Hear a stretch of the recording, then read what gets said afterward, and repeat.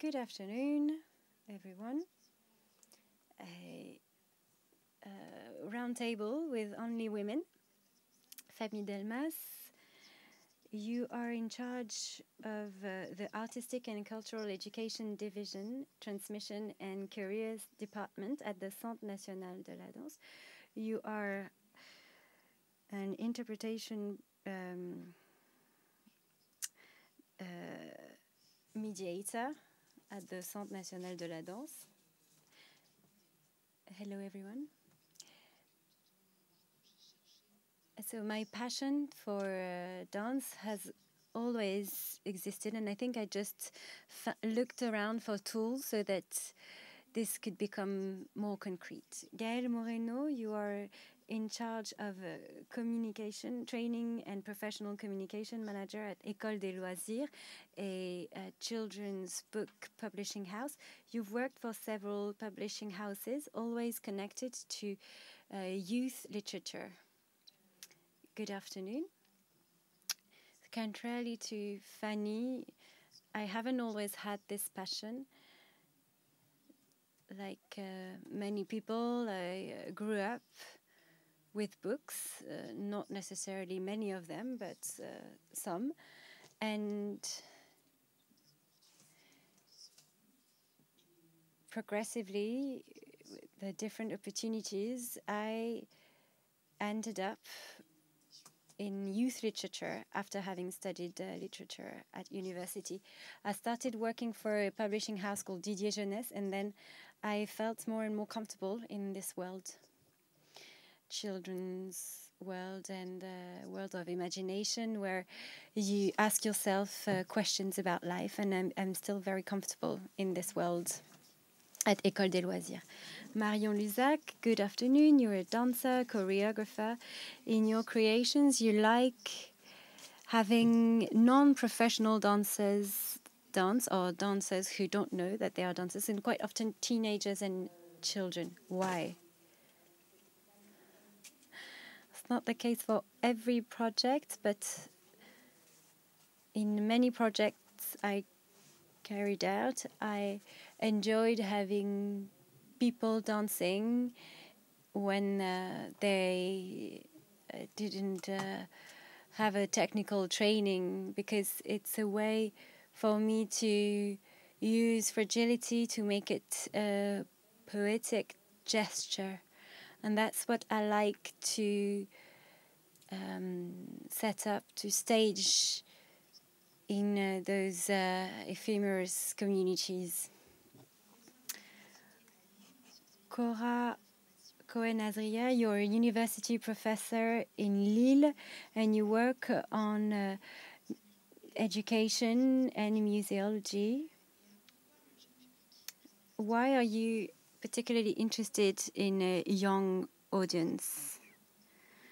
Why? Well, because when you talk about a young audience, you might feel that that's something that's homogeneous, it's in a singular form. But what I'm interested in is that it is plural on different levels. On one hand, if you have a young audience, you might say that it ranges from people who are between 0 and 13 years old, or 0 to 10 years old, but in between those figures, months matter. And when you're in nursery school, you don't just use months to give children's age, you use months and years. So that's another type of plurality. And when you work with a young audience, it all depends on the context in which it's evolving. So a young audience can be a child with a family, can be a student with a classroom, it can be a visitor, it can be a child who is visiting the museum, a family that's visiting the museum. So the context is going to imply that the audience has a specific status at a specific moment. That's what I'm interested in, the plurality of all this. And my answer might be negative, but I quite often hear people saying, I work with young children in museums because they're tomorrow's visitors. And And more particularly, that's not why I don't work with the visitors, because I don't think they're visitors of tomorrow. They are fully fledged visitors of today's world. And I think that's something we need to think about with a young audience. We're talking about a visitor who's going to evolve in time and who starts being one from the age of 0, 1. They start being visitors and they remain so throughout their life. This is a perfect transition. I don't know if everyone was here this morning, but as I explained, this is a conference that is talking about children, but there are no children in the audience. Even though today schools are on strikes, they are not with us today. So we want them to have a role, to play a role. So I've interviewed 3 children. They are guests, and every now and then we'll be able to listen to them during our roundtables. We're going to listen to them tell us about museums. I love museums, and my favorite ones are not necessarily ones with only paintings. I like museums with sculptures and other works of art. I went to a museum once. I hated the paintings, but I loved the sculptures 1,000 times more. During the holidays, I don't think it's a museum, but there were lots of statues. At the Louvre, lots of sculptures. Lots of things. How do you say it? How do you call it?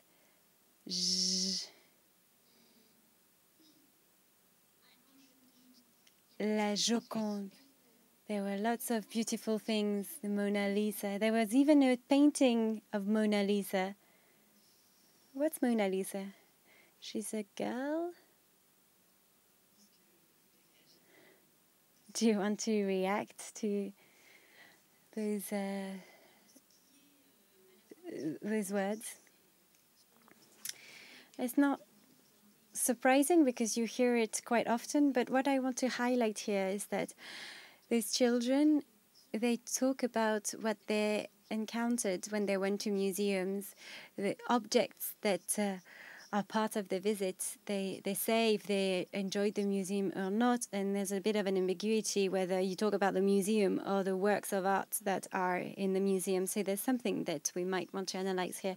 Have they understood that it was an exhibition? They didn't enter a museum, but an exhibition that was written for an audience. And what you don't hear in their interventions and what they did, despite the fact that they've seen something they liked or disliked something, because during that visit, they necessarily engaged in a specific activity, they did things, but it's as if it disappeared in their activities in favor of the artwork. So that's what really strikes me when I listen to those comments.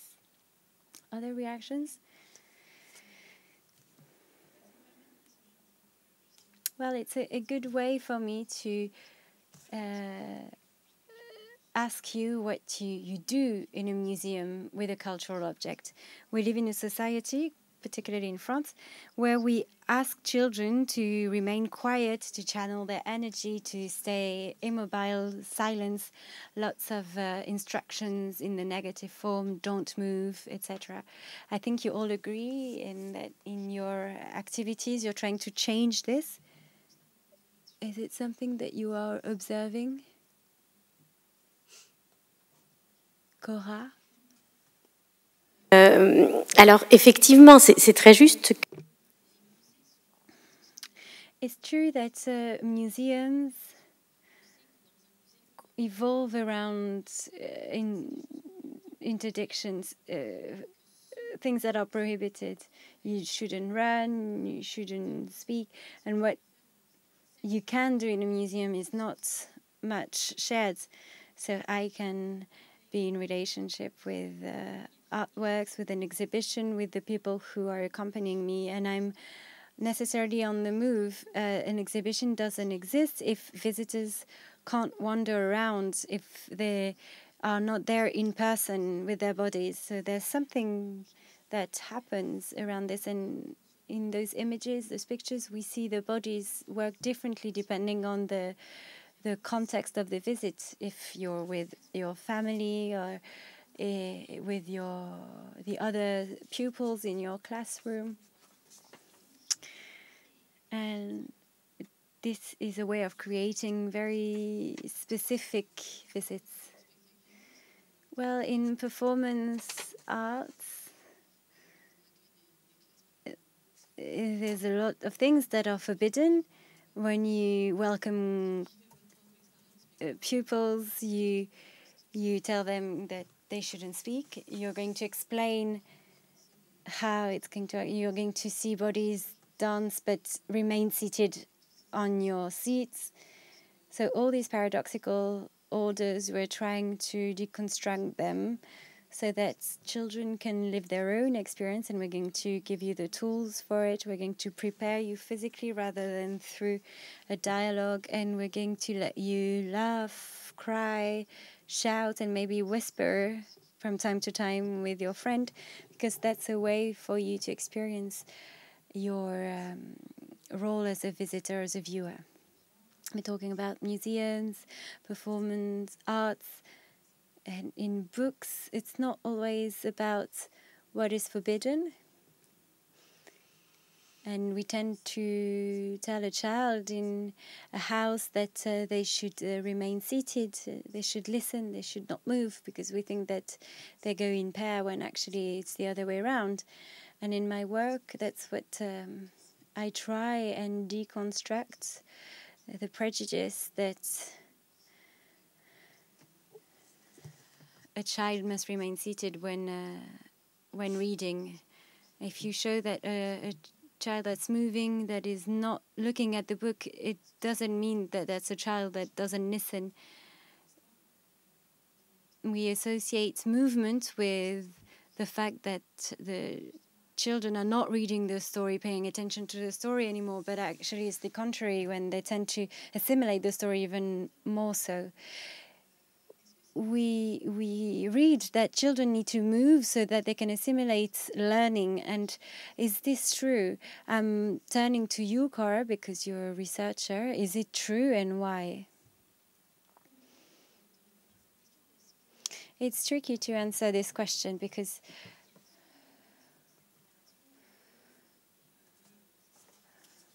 in a child, are we separating the mind from the body? Should children learn through their minds? They learn through using their whole body. And when you're in this room, that's what you're experimenting on a daily basis when you're welcoming young people, children. You know that what you are offering a young audience is learning through their bodies. If you have nursery school children in front of you, if they stay seated, it's not necessarily going to be ideal. So they're going to use other senses, and children are going to experience a whole series of things. They're going to move around, and by moving around, they'll have a different point of view. They'll get tired in the museum, and sometimes you've got spaces for older ones so that they can lie down, and you've got another type of opening. And so the adults are accompanying, and not youth specialists, but professionals, so families, adults that are accompanying children, and they have assimilated this, that their body is restricted in a specific space, but actually it's the whole body that is learning. If you talk about a skeleton in front of a naturalized animal, it's not very meaningful.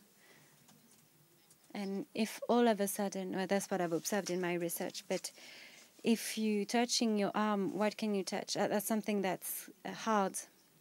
The gesture, words attached to the gesture, and the body takes part in the learning process. This is quite striking, because I heard this word several times attached to the word experience, experimentation. An American philosopher, George Santayana, wrote the biggest challenge in education is to turn ideas into experiments. I'm thinking about you, Fanny Delmas, because when you're explaining what you're doing, you're saying that you are immersing them in the experiment of dancing, and you use different types of media to do so. Can you tell us more about this? Well, before that, I'd like to say that, yes, it's an experiment, but it needs to be meaningful for the person who's going through it. And there can be a bias in the use of experiment, because as a mediator, we organize a setup for the experiment, and we make sure that it's specific for each child, each teenager, and they have their own way of entering in this immersion. And in dance, Marion is going to tell us more about it. We use our bodies. It's a body-based experiment, but for lots of children and teenagers at that specific moment, it's too complicated. So our work in mediation is to multiply practices, entry points, so that a child, a teenager, can enter the experiment. And if doing it through a body, it's difficult, they don't feel connected, they are going to struggle feeling their own emotions, sensations, physicalities, then we're going to allow them to tell us about the experiment, to draw it, to observe it, to turn it into a poem. And that's what we're working on through those different practices, multiplying entry points so that the experimentation becomes meaningful for the student. Could you give us some examples? I wanted to share, and I'm using this word again, an experiment, but a mediation around choreography and culture, telling a story using dance. So, for instance, Western stories, we invent blind tests, times up games, and we help students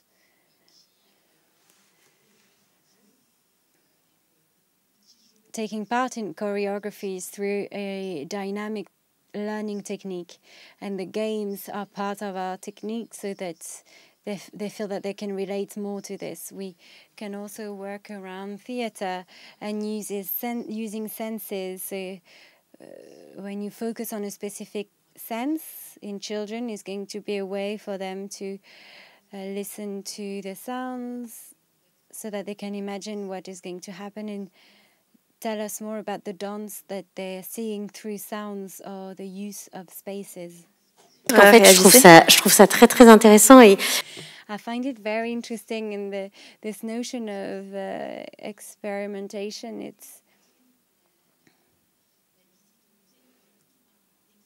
We talk a lot about how you can experiment a visit at a museum so that we can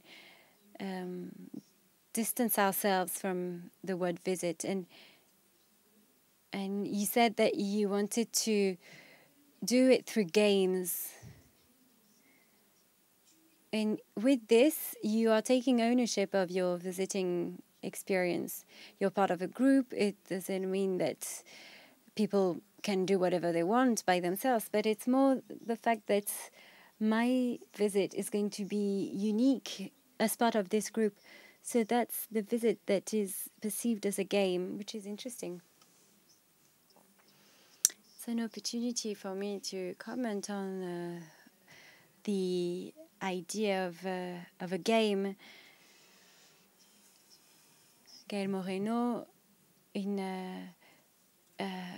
youth professionals training, there are lots of things that are used with reading, transmission through adults that are then going to tell stories to children. I'm not working directly with children, unlike the other members of the panel here. We were talking about it at lunchtime with my colleague, Dominique Mazieu. We've worked with book and youth professionals. It's very important for us that we work with youth professionals in general. And the idea is to give them access to training. And so, yes, it's a training course on youth literature because it's the École des Loisirs publishing house, but also a way of approaching books with children. And so when you do this, you start learning about yourself as well. So it's the first part that we have developed. And in this first part, you're already addressing experience because they are theoretical and practical aspects where you are experimenting the book. Here we can see children in an experiment. We're going to offer book professionals to come and visit us online or in person. They're going to work on youth development, or they can attend a workshop with Christian Volt so that they can create characters with the recycled materials. That's one of the expertise of Christian Volt. We have them analyze 5 different versions of Goldilocks so that they can understand different narrative structures or the interpretation from the illustrator. It's very important to play an active part in a training process and to use games to do so that you can then convey this message in a more natural, simpler way. Second part that we are developing, little by little, we realized when working with professionals that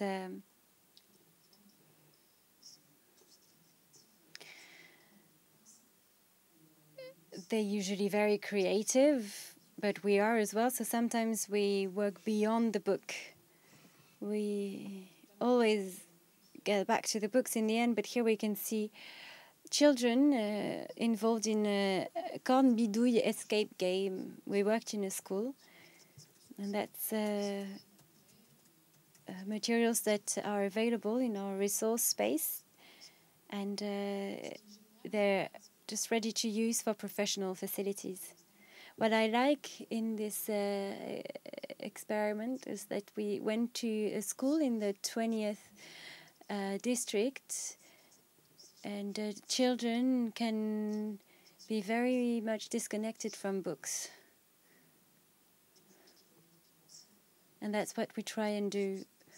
We want to desacralize books, give access to literature for everyone. So we organized an escape game in a school, and a few months later, children were able to go to a library with a teacher and have a voucher. And so the teacher sent me that picture of the children who had picked corn bidouille straight away because something that they were familiar with. They experienced this reading time with this game, and that gives me great pleasure to see this kind of pictures. Well, to talk about these experiments, we're going to talk to Marion Luzac about it. Marion Luzac, in 2022, you created your first show for babies, very little ones. It's called the Petit B, Small B. We're going to have a look at the show before we start talking about it.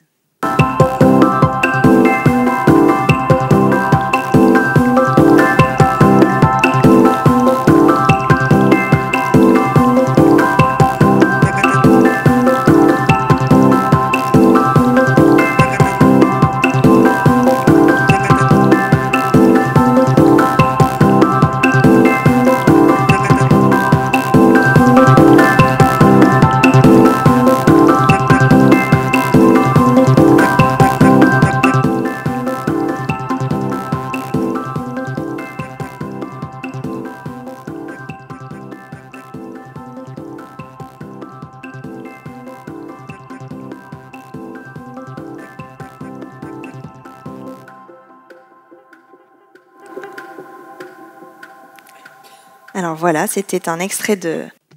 So this was an extract from Le Petit B, Marion Luzec's show. Could you tell us more about how you created this project and how you thought about it?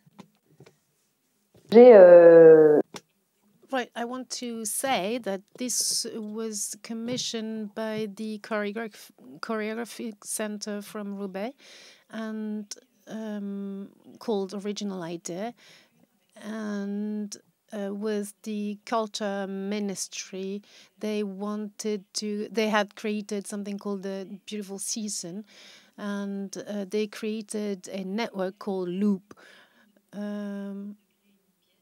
And they decided to create a play or a piece with young artists. So different pieces have been created with choreographers, and there was specifications and about these projects. But the last thing they created is a piece that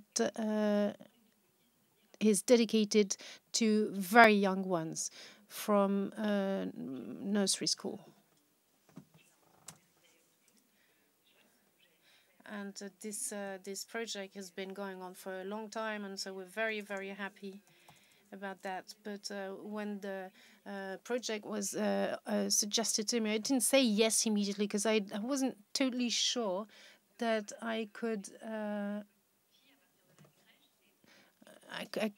wasn't sure I could. I knew how to deal with very young ones. As you're saying, I worked with teenagers, with young kids, but very small children is another matter. And so, thinking about it, I realized that maybe we could take up this challenge, and I can name a few points that helped us make that decision. We thought about with dancers during lockdown. We'd done a residency in a nursery school in a underprivileged area, and we'd been very surprised because these young children in difficult social situations had difficulties accessing the language from a very young age until they were older. And so we realized during the pandemic that all the kids were wearing masks, and adults as well. And so this was hiding the emotions, the faces, expressions, and everything was hidden. And then this was creating a barrier for these kids. So with the two dancers I was working with, were very surprised, and we thought, okay, well, the ability to speak was hindered, and so we thought, okay, well, how can we deal with that? And this was, of course, a determining point when we didn't know when the COVID was going to finish.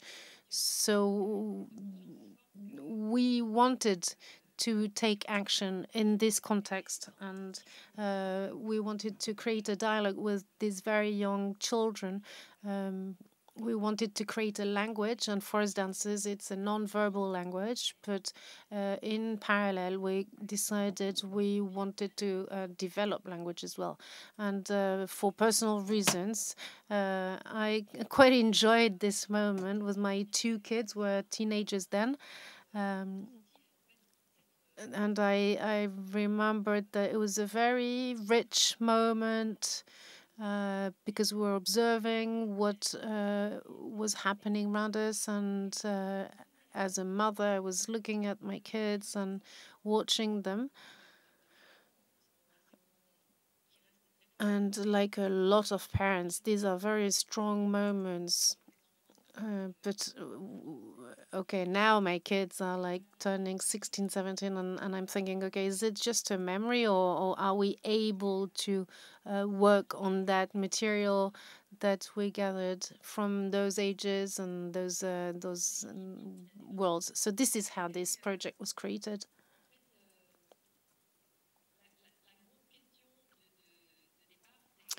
But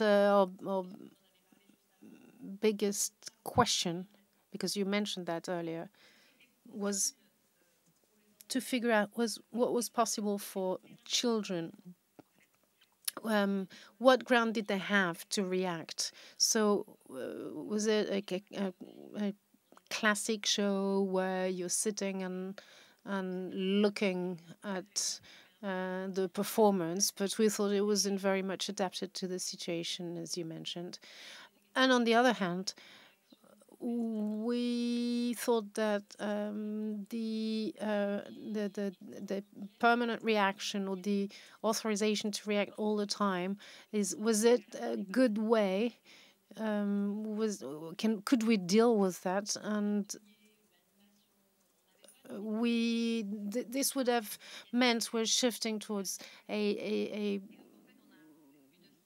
working session or something in process.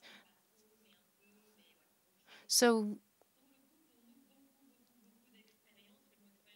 we did a lot of experiments, and this word experimenting was very much at the core of our work, and we had added experiments over experiments, and this is how we came up to this show. Yes, with a very specific audience, isn't it, with very small kids. And so in the video, we don't really see how the audience is reacting. Can you tell us a few words about their reaction, how they interacted, how they acted, how they observed? I guess it depends. Yes, absolutely. It does depend on the children and on the shows, because I think the children's rhythms are not necessarily the same as ours during the day, and also the period of year, because as you're getting close to Christmas, kids are a bit more restless, and so we can't really describe this as an audience watching a play or a performance. But it's funny because you talked about children being reacting, walking around museums, being on the move all the time. And it's not because you're moving all the time that you can't learn or read. But in this particular performance with very small children, most of the time they stop and watch. But older children would react, and it was very funny because they would stand and then react to what the dancers were doing, and this was a magical moments, really. They were very spontaneous, and there was already a relationship happening through the bodies. Yes, bodies expressing themselves. Yes, absolutely. Okay, talking about bodies, Gaël Moreno, we could think that reading was something that involved only eyes and hands, but apparently not, and you will explain us why. Well, I'm not a specialist. We usually base our comments on what specialized people have said. Joël Turin, who's a literary critique and another sociologist who's written on it. And they've both worked on the body that is reading. And I want to comment on what Marion was saying. Children standing up during the play, during the performance. And this is exactly what we see when with children reading. I don't know if you know Zuza, she's a character in a book, and I see Chloé that is reading. Chloé Séguret, she's reading for small kids, and a trainer, and she's amazing. If you have the opportunity to listen to what she says, she's very interesting. And here she's reading a book to a very young child who didn't want to sit. She didn't say sit down, but she came up with the book, and he decided to to be standing. And if we see other pictures, you can even see that he's on top of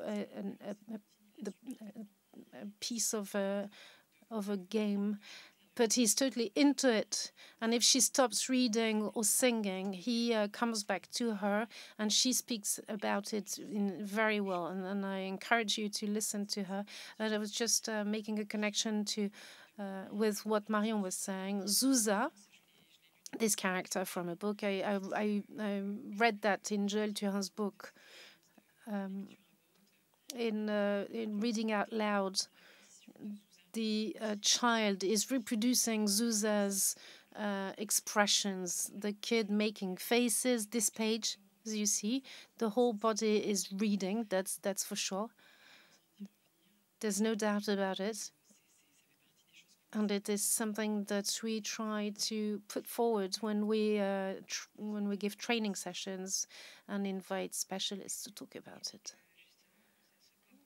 So this body on the move, in movement, Cora, is something that we can talk about, because you say that museums are social spaces and there's active ways of visiting them. Can you say a few words about that?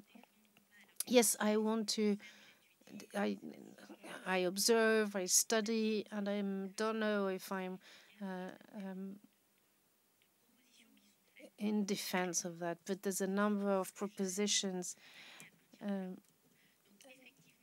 for young kids to talk about their bodies. Of course, they're in movement, and visible movements as well, and you see what can be offered in museums in this respect. But it could happen that a child, when they're active, is not necessary. It's not necessarily visible. You can be in movement and doing nothing in an empty movement, so to speak, or you could also be in an active situation, not moving. So I think in what you've said about social spaces, I think there's two different parts. One is in connection to the activity that is suggested to the child when the child's body is taken into account. And there's the place, the exhibit that was created by curators. And without visitors, this space wouldn't exist. So the young kid comes in to take a part from their position and is there to interpret what they see, and that is giving meaning to what they see in this particular space. And so that's a very strong experience. And from there, we could say that, of course, it is connected to the body, but it's also, okay, where am I here? What is expected of me? Someone has written a book, so I'm in a position of a reader. I'm close to someone who's reading, or I'm reading myself, I'm looking at the pictures, but I'm in a position of reading. Someone is telling me a story in the book, and during the exhibit, there's a narrative being told, and I'm in a position of interpreting this narrative. If this is presented at a social space where everyone is going to give meaning themselves, this is given by the space itself. Well, thank you. And this leads me to and this movement idea, Gail. We saw images that we couldn't comment about this Olympics of reading, so to speak, l'Olympiade de la lecture.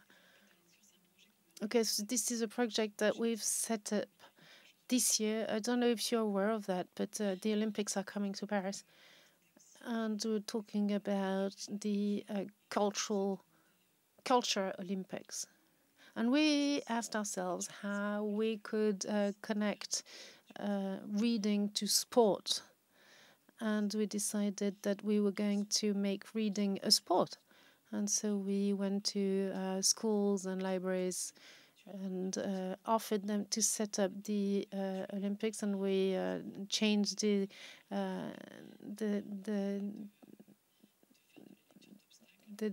all the events into reading events, and so they're going to have syllables jump or letters jump. I don't know, but we offered them to make something of it, and they're going to do what they want to do, really. And it's been a success, so we're very happy.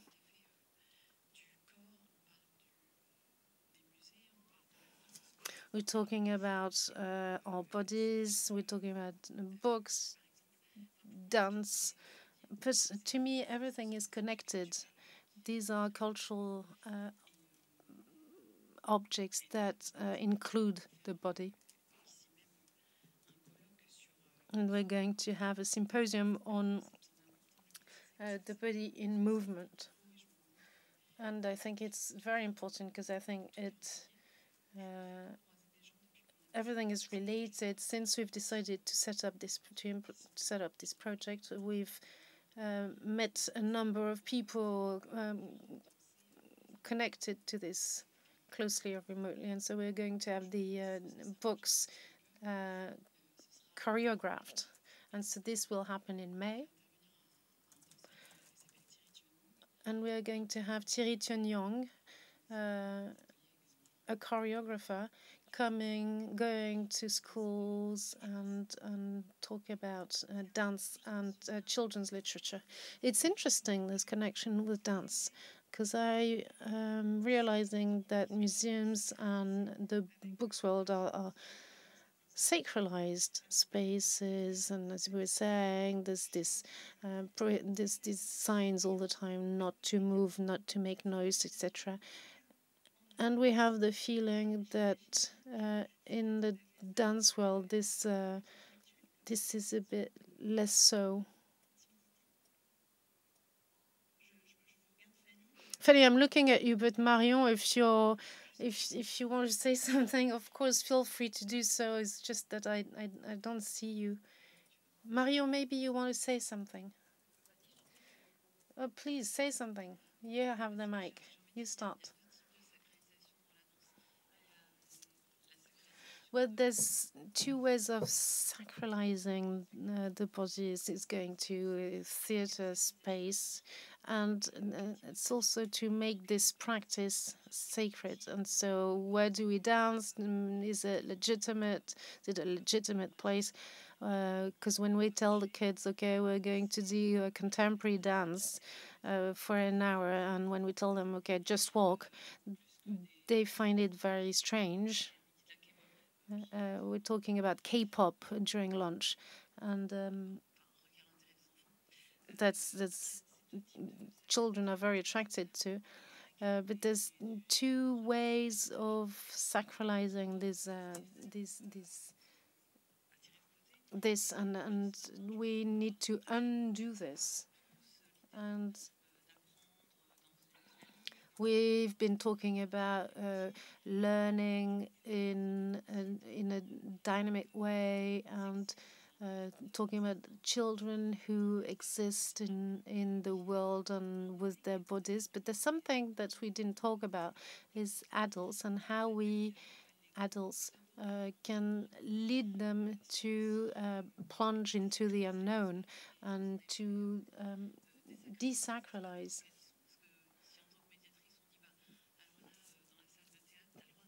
So if we tell them, okay, feel free to laugh in the theater room if you feel like it, but then if someone else is saying, no, you can't do this, then I think we have to make sure that we know what we're saying, and we have to reflect on our learning experiences, what we know, and as adults and people who help the children move around this. Yes, Fanny is absolutely right. But I want to say, I've had a very interesting experience with Petit B. Our piece is is what parents expect their children to do, or how the parents expect their children to react. Because there's a moment when we welcome parents as well as children, and we suggest to warm their bodies just like we do before doing sports. And so it's the same thing as what dancers do before they actually start the performance. And we tell the parents that the piece is not only for the children, but it's also for adults, and they have to take it just like they are. It's okay, because very often they come and look. They take their children to a performance, and they watch their children watching a performance. It's a bit a different thing. And so now, when we warm up our bodies, they feel like acting in the performance, and so we tell them, okay, trust your kids, and because the kids do replicate what they see on stage, and they know that during the performance it's gonna happen that way. And if the child is reacting, that's perfect. If the child is losing the thread, doesn't matter, because in fact, it's a bit complicated, not that complicated, but it's interesting to see, because we also are in the process of deconstructing what parents have set up before they actually do see a performance. It's an invitation rather than an instruction. Well, it's interesting because there are things that I can recognize in family visits to museums. We started based on one fact: adults who come to museums come with their families, and so we're thinking, okay, what is happening during those visits? And we saw families. We studied a lot of them, and then it's the families that have intentions coming to the museums, where families are teaching them things, etc. And other families, which is other families where the children are the ones who are leading the group, the family group. And it's very interesting, because the way they move, children keep coming and going. They go see something, and then they're going to see something else, and they're going one way and then coming back. And the parents are just there to make sure that it's safe. Maybe sometimes they show something to the children, but the children decide whether they want to go or not. And but the kids are the ones leading the whole experience.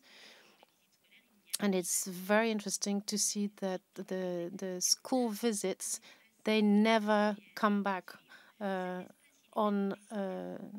They never come back on where they were, and it's a very linear visit. And it's maybe this freedom, thinking, okay, I'm the one being with the children, and then we'll see what happens. Sometimes it happens with families. It would be more complicated to do in the school environment, but it's not because it's complicated that it's not possible. But as you're saying, maybe it will entail thinking about what it is to do a visit, because you're talking about these adults accompanying children, but are they just accompanying or leading? And what room would these adults decide to take?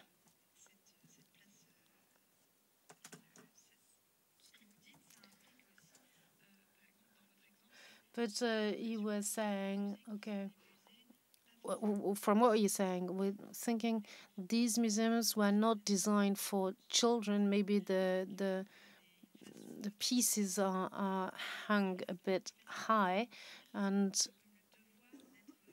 up in the air, and maybe the adult is encouraged to show the kid how to be part of this experience. But I think there's more and more projects at children's height. And Le Petit B, your performance, your piece, is very much at kids' height. And Gaëlle Moreno, maybe you can say a few words about the House of Story, the Maison des Histoires. It's not really a museum. It's not a bookshop. What is it? It's a space. Okay, we called it a museum to plan. It's a project led by Camille Kejman and l'École des Loisirs. So you access this place through the bookshop, but you actually go into the books. We had to make choices, and we didn't have such a big space, so we chose 9 books that are iconic in l'École des Loisirs. So we set up modules, structures, his Maxon, les Maximons, when they dance. It's inspired from museums that we find in northern countries. And in this space, both children and adults are invited. It's not a nursery place. And so you spend some time there with your child, and you share an experience with your child. And it's true that the child is the one who knows where to go, what to do, unlike his parents. And so the parents will follow on. So here they dive into a chick's swimming pool. And so I invite you to come. It's called maisondeshistoires.com. It's here. It's for kids aged 0 to 10. And we are here in the Cité des Sciences et de l'Industrie. And of course, we need to mention the Cité des Enfants, which is the space that welcomes children from their viewpoint. Fanny Delmas, would you have any advice to give on people who would like to do training on this? Because I think it's pleasure and enjoyment. Accepter l'épreuve. You have to accept that there's a challenge, because we talk a lot about learning and pleasure, but sometimes learning can also represent a challenge. And when you're learning, you have to work on it, you have to come and go, you have to spend some time where you're bored. It's not always linear. Apart from this, I'd say that you need to accept that you're going to take risks as a professional. What's important is that you observe the child's behavior, the group's behavior. Accept that you're going to take risks compared to what you had preconceived, that you had constructed, to reinvent as well ways of playing the role of the mediator by taking a step back from more traditional ways.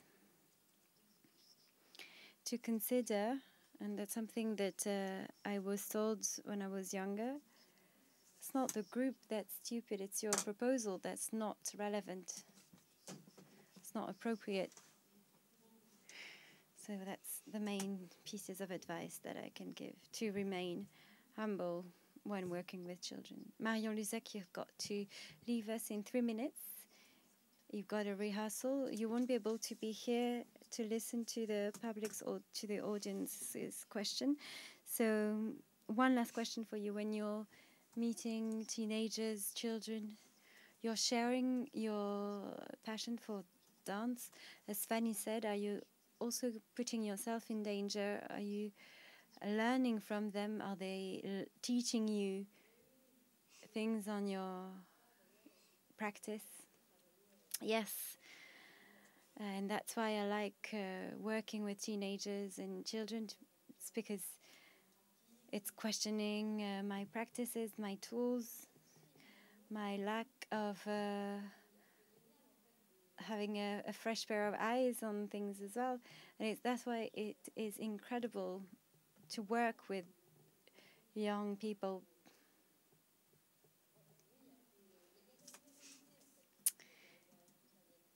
There's a lot of generosity behind all this. And when there's generosity, then things are happening. It's always interesting to see what is happening.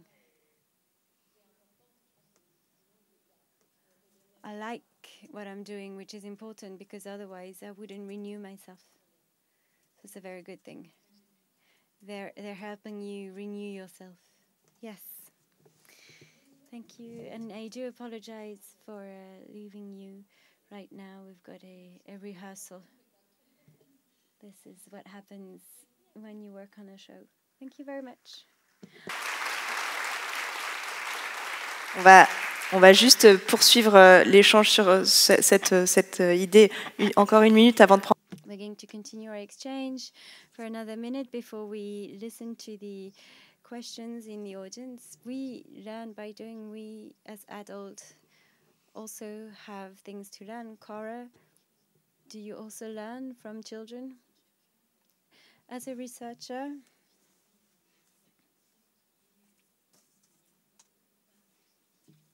there's nothing certain. We observe a situation, children that are dynamic. So I'm learning about nuances. Not that children know what a nuance is, but I want to say that because I'm working with young children in different types of situations, I'm more and more disturbed by assertions such as children don't like museums, children don't like reading, children don't like learning.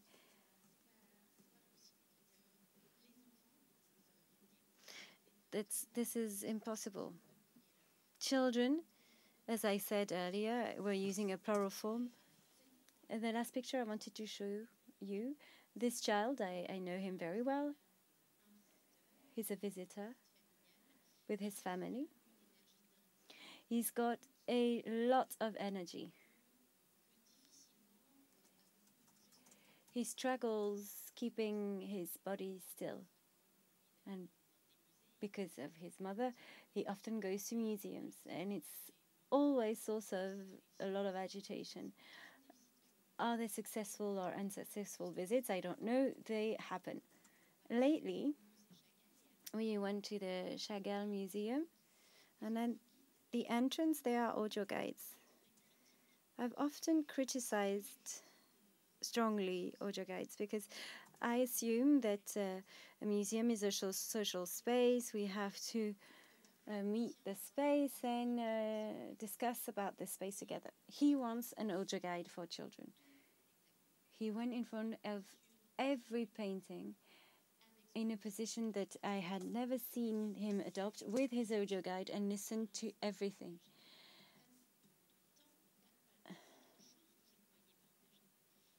Which means that we haven't shared anything together but the space. And then we left the museum. And for the past month, I have been hearing about those paintings. They've been learning about those paintings because that's how he chose to spend his visits. He wanted to listen to what had been designed for him, and I didn't see it coming. And I spend a lot of time in museums, with children, but I didn't see this coming. The choice he made. Today, I'm a visitor who's silent, who listens, and I will then share with you afterwards, which is disrupting what you assume is certainly is a social space, indeed, and you can share it by exchanging, discussing, and sometimes you want to share it through silence. What I want to say is that I learn that there are ways that are different. And depending on the moment, there are ways that are opening themselves, closing themselves, and sometimes you might fall down, trip. But as an adult, as a family, you need to accompany those moments. I'm a researcher in education sciences. I'm unable to say what we learn, we don't learn, how long do you need. That's impossible. Sometimes things might grow 6 months later, others might be built immediately, but it's not because of that specific moment, it's because the process had started earlier. So this is an authentic experience, and I'm learning it from the children and from the mediators that are offering extraordinary moments, beautiful conclusion, multiply experiences. Thank you very much.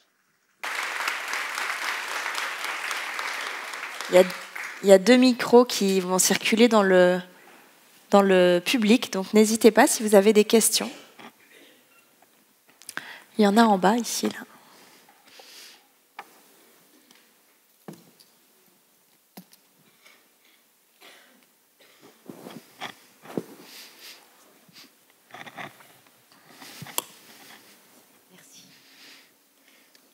Alors, merci, et je prends la parole tout de suite pour faire un... Thank you. I would like to establish a link with what Cora Chen-Azria has just said, because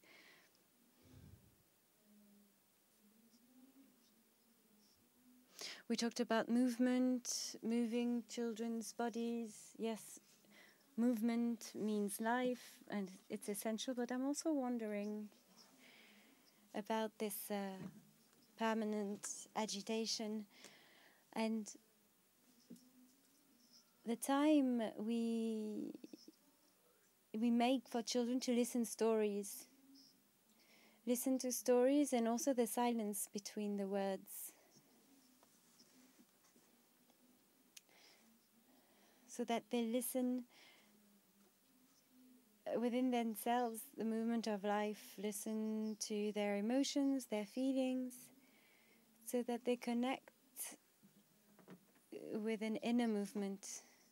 And agitation doesn't allow this. If you always want children to move, well, of course, everything you said is fascinating, but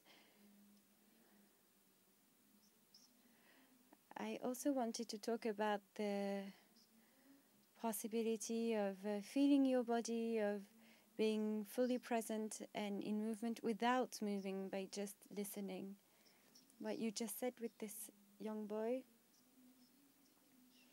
we had him listen to something, a story that was being told, and he was able to remain quiet, watching the artworks, and everything that was moving was actually happening on the inside. I fully agree with you, and I'm happy that you are commenting on it, because it's exactly what I wanted to say. The activity is not always visible. So there is an inner activity that is not necessarily visible. A movement is not just something that is expressed in the body. Sometimes it can be agitation, and it would be hard for me to think that we have valued, promoted physical movement when that's not the case at all. When today what we've talked about is how you can put things in action, a sort of dynamic. And I'd like to complete this answer by a testimony. I make children take naps a lot in the dance studios, but they don't move. They move, but so that they remain still is a whole thing. It's also a learning process. And to take a nap must be supported by visualization exercises, so that they listen, practices that are also a source of learning. In stories, I'd say that I have the opposite arguments. When they move, it doesn't mean that they don't listen.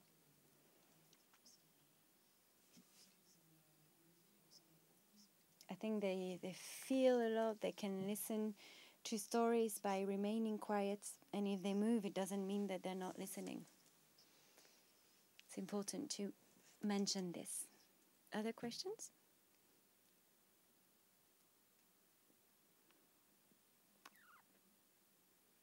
The back of the room.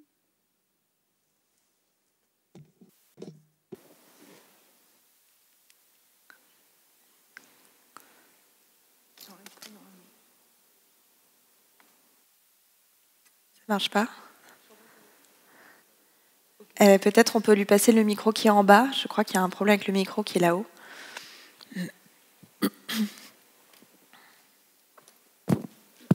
Ah, si c'est bon, il fonctionne. Ah non, c'est bon. Parfait.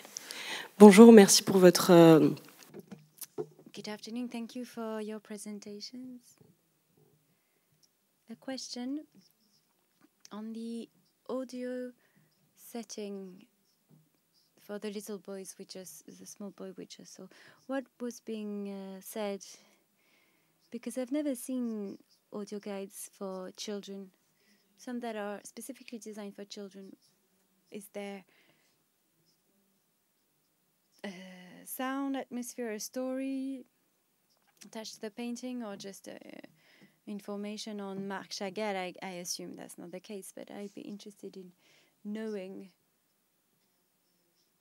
how it works. I wasn't researching when I visited the museum, and I wasn't expecting this to happen. And so at some point I listened to what was being said on one painting, and I don't know if I can make it a generality, but it started with a question. Can you see the detail at the top of the painting? Do you know what it's about?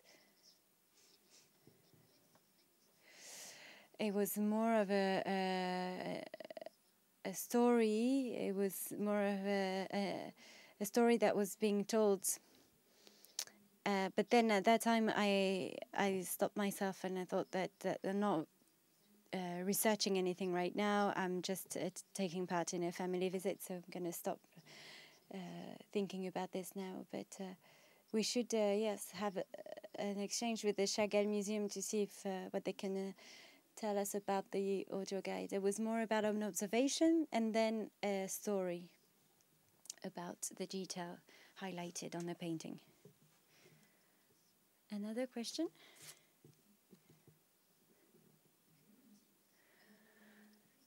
Good afternoon. A bit of a selfish question, but I hope that other people will find an interest in it. At the moment, I'm thinking about welcoming families in a future fine arts museum that is currently being renovated, and it's a bit conflicted with all those things that are forbidden. Maybe we could welcome visitors in a different way, but we don't know how. Do you have advice that you can give us so that we allow visitors to do things rather than forbid them?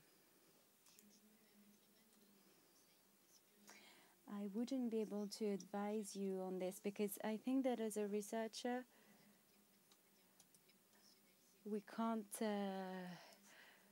be in everybody's role. You are the professionals. All you can say is what we have observed in the situations. What we've observed is that you tend to go from a narrative that is forbidding people to another one that is allowing people, and you go from one to the other, which doesn't allow you to think well. And what you need to think about is the role of the people who are visiting. It's a human encounter. What does it mean? It means that the paintings are signed by painters. Who's this person? What does the person want to tell me? The exhibition is signed by people who are present. They didn't die centuries ago. They're still alive and they're telling me something. There are intentions from the people who are present and the others that are absent. So the idea is to maintain a dialogue.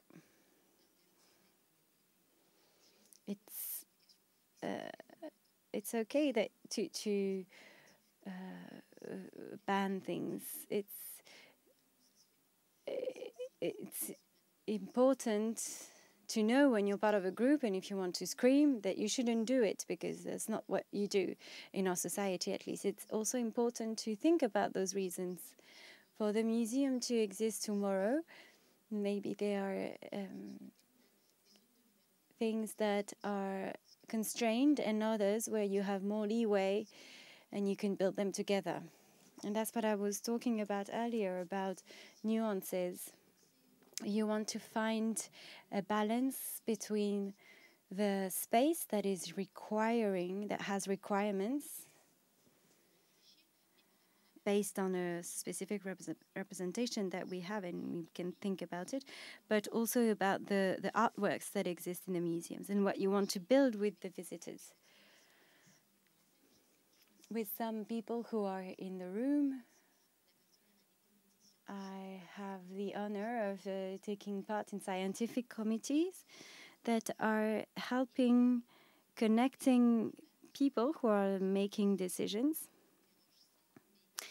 and so that they take part in debates that are questioning this aspect. What's important is to continue to be dynamic, to be on the move. That's how we're going to exchange with the visitors, and we're going to see together how we offer those nuances. And I haven't answered your question at all. Oh, you think so? You're very nice. Well, it reminds me of a discussion that I had with the Musée Carnavalet. Was it with you, Fanny? Anyway. It was a guest from the next roundtable, so maybe we can talk about it afterwards. I might not use the right terms. Maybe you want to talk about it now, Daniel? I feel that... I don't know if it's going to answer the questions. I had just met with the people from the Carnavalet Museum in Paris, and then explained that after big renovation works in the museum, they started thinking about children's place in museums so that they can hang the paintings at children's heights with text that could be accessible to children, text that you might be able to move. And what they said is actually it was quite rare, such an initiative.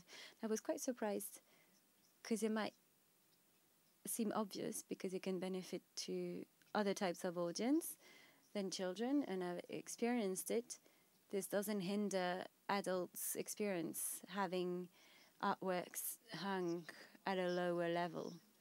And we may be able to continue this discussion in our next roundtable. Other questions? In the meantime, regarding what you were saying on paintings at children's heights with texts written for children, that's important to think that they don't read, but we still have texts for them. Because if you think that they can't read and you don't write text for them, then there's no expectations for them. And in their families, there will be big sisters, big brothers, the parents who are going to start reading the text for them. The parents who sometimes are fed up with the visits for adults, and they will start reading the text for children. And it's important because it starts a conversation with the children.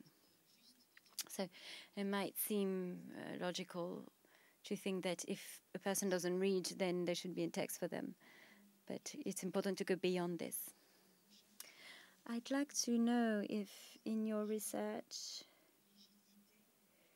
you had found the root for this type of rigidity from the time that you enter a cultural serious activity. We talked about sacralization related to the space and practice. But what struck me is in a theater, usually people are struggling to be attentive at the beginning of a play. People tend to think about something completely different than what is going to happen on stage. So do you have an understanding of this struggle to connect in more serious spaces? I might have a beginning of an answer in France. I'm not talking about technical, industrial, scientific centers, but museums. Initially, for museums, there went various visitors. First of all, they were addressed to specialists, and then the larger audience started coming, and we had to start welcoming younger ones. It started being an obligation. And here I'm talking about museums and curators were quite bothered by this type of audiences, and teachers didn't really like going to places that were perceived as boring, dusty, and so there was a political intention. Sometimes it feels like there's nothing that changes. So political intention, but no means. That was at the time. Something happened that meant that there was this obligation to welcome them. We must welcome them. And in France, we thought, well, if we have to welcome young people as a group, schools, it means that the people who are trained to address them are teachers. And so teachers, and it's still the case today, were seconded to work in museums so that they can welcome schools. And so we see that the school format that is designed for schools with an education project in the long term in specific conditions, well, this school format was then transferred to museums. So at the beginning, the museum specificities were not taken into account in this particular space. So it's a transfer. The same way we've used books, textbooks, other tools, they became tools at the service of school. And it took us a long time to step out from this. At the beginning, the first spaces to welcome schools in museums, there were classrooms, we created classrooms in museums. We thought we need to put them back at work from the beginning, otherwise they are going to be a bit disturbed. And then using educational tools that they already use in classrooms and then transfer them in museum. That's it. They've got their visits. And so this is related to the image that we have of mediation. What is a professional of mediation today? How did we start taking them seriously? It was a long story.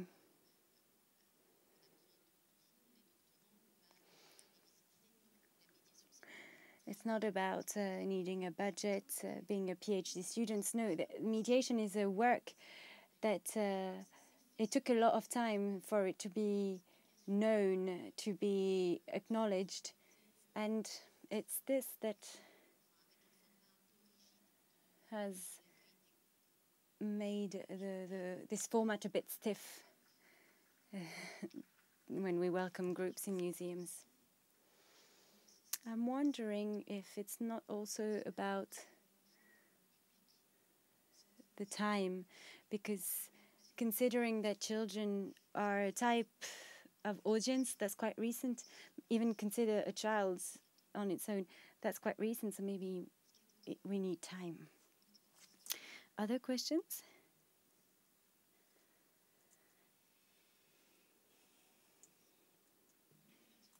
Good afternoon. Thank you very much for this roundtable. We've talked a lot about the movement and the connection between movement and learning through dance. I was wondering what you thought about the role of movement at school. Here I'm stepping out a bit from the museum space, and maybe if you've got experiences that you may want to share on this topic.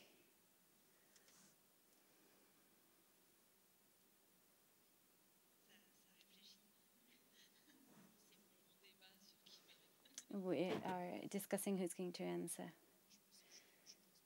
I don't think I've got an answer to this question because books at school.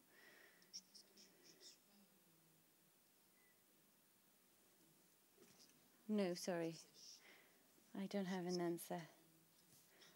That's not my field of expertise. But what I can answer, I'm not a specialist, but I'm looking at Cora.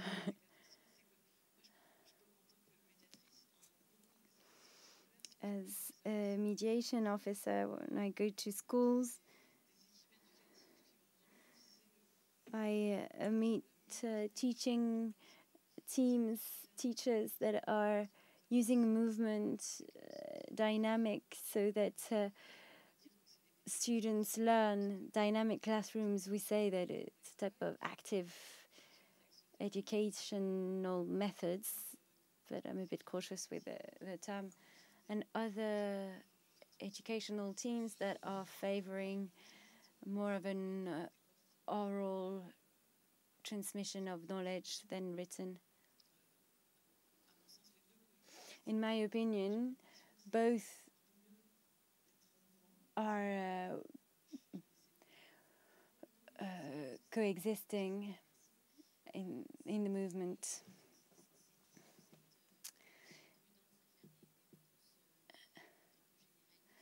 We're always a bit cautious to give an answer that might be a bit too general, but they are very diverse educational movements at schools, and even if teachers say that they are more within a specific education movement than another, they have practices that are very diverse.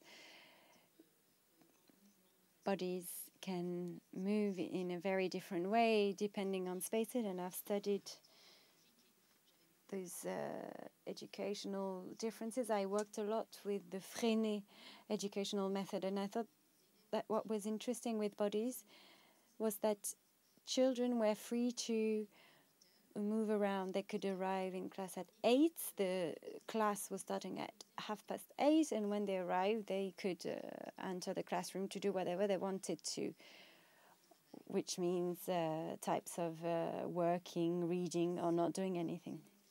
The only students who were not free to move around were the ones who had lost their autonomy, ones that had become an issue for the rest of the class, and the class had voted and said it can't continue, and the child, having lost his or her autonomy, had to play between 8 to 8:30 in the playground area when the others could walk around and go to the classrooms to read or work. So there are ways of maybe changing the points of view that we might have. And what we hear a lot recently is that we don't know what to do with this.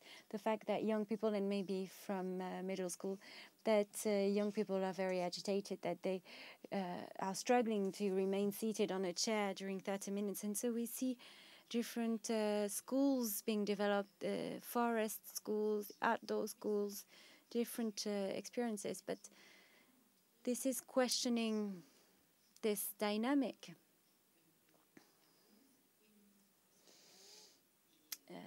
Combine breaks and movements both.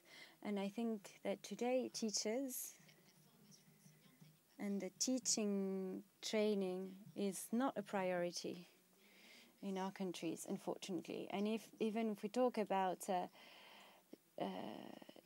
teacher trainings, we don't allow them to take a step back from what they're doing. They work in emergency, and they only have to work with this movement that they interpret as agitation. And we may wonder why in a classroom a student will raise a hand to indicate that they need to go to the toilet.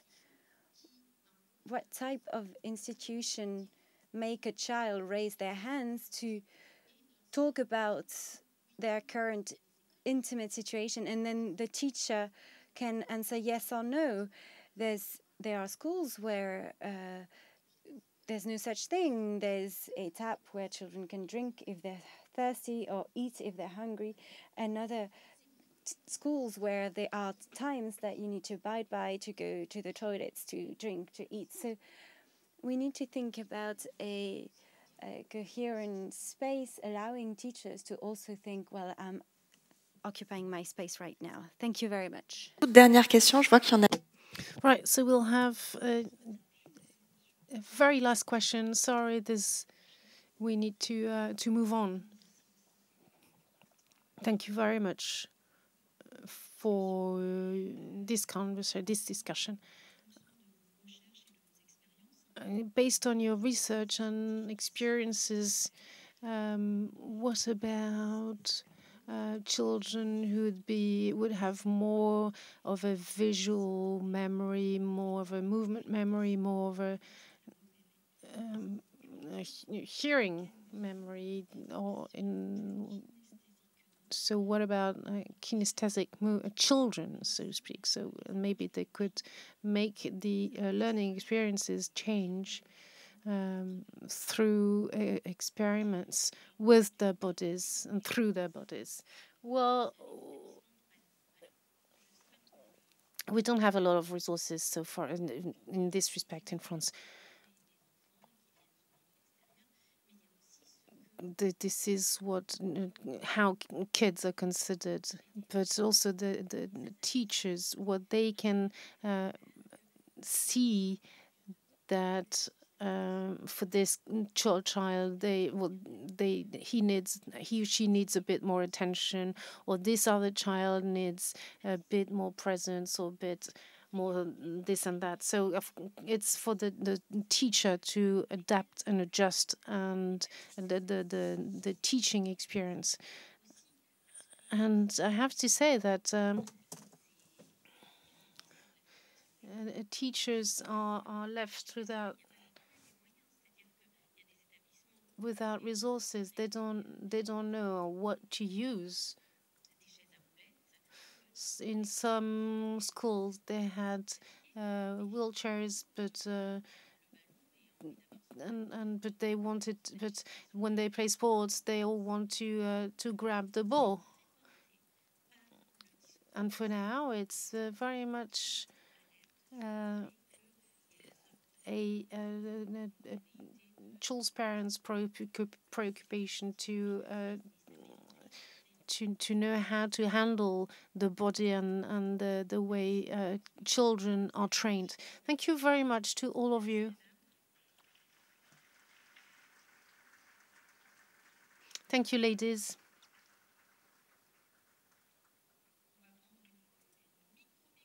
So we'll have a very, very, very short break, 2 minutes. Strictly 2 minutes before we move on to the next roundtable. Please do not hesitate to grab a headset for those who don't speak English, because we'll have 2 English-speaking guests in the next roundtable. Thank you. Donc les casques sont situés à... Headsets are at the